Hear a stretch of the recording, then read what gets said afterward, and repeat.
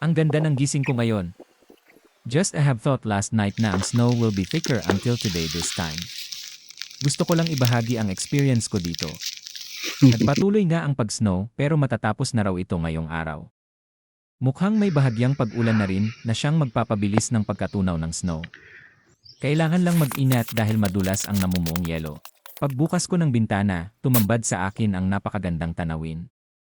Hindi ko nararamdaman ang lamig sa labas dahil nasa loob lang ako ng kwarto, kaya para itong isang napakagandang hologram sa aking harapan, parang isang high-tech na 3D painting na kasing laki ng 100-inch LED television. Ang ambience ay sobrang payapa, bawat sekundo ay tila nagpaparamdam ng presensya ng Panginoon. Talagang mapapawaw ka sa kagandahan ng kanyang likha. Isa pang nakakatuwa, kasi may mga bisita pala ako sa loob ng painting kong ito, bintana pala. Mga usa o deer na malayang gumagalaw. Hindi lang basta larawan, buhay na tanawin talaga. Parang ipinapaalala sa akin ng Diyos ang kanyang kabutihan. Isang natural na pakiramdam ng kapayapaan at kaginhawaan.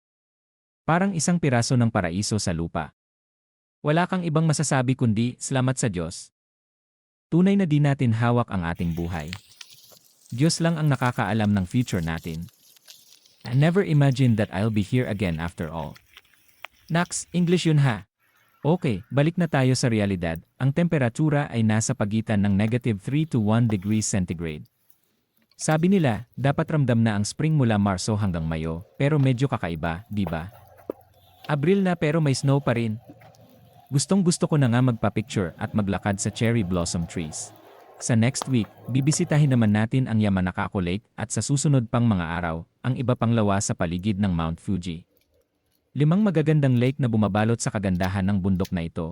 Share ko lang ng konti mga ka-journey ito bago ako magpaalam. Ang 5 Fuji Lakes ay isang rehiyon sa paanan ng bundok Fuji, binubuo ito ng 5 lawa.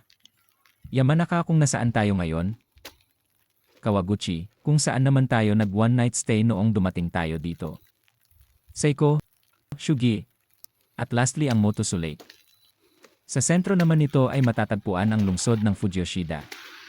Ito laging kasama sa itinerary ng mga tourist kung saan makikita ang Yoshida Trail na paakyat sa bundok Fuji, ang Fuji-Q Highland Amusement Park, at ang Fujiyama Onsen, isang hot spring na may mga paliguan na yari sa kahoy. Singit pa yung background natin na naglalaro sa snow. Tuloy tayo sa kwento. Malapit dito, kilala ang lawa ng Kawaguchi sa mga resort at museo nito. Samantala, sa kanluran naman, tanyag ang lawa ng Saiko dahil sa dami ng trout at sa kabubatan ng Aokigahara na matatagpuan sa paligid nito. Matagal-tagal pa naman ako dito sa Yamanashiken, kaya marami pa tayong matutuklasan. Pansamantala, paalam muna mga ka-journey. Siya nga pala.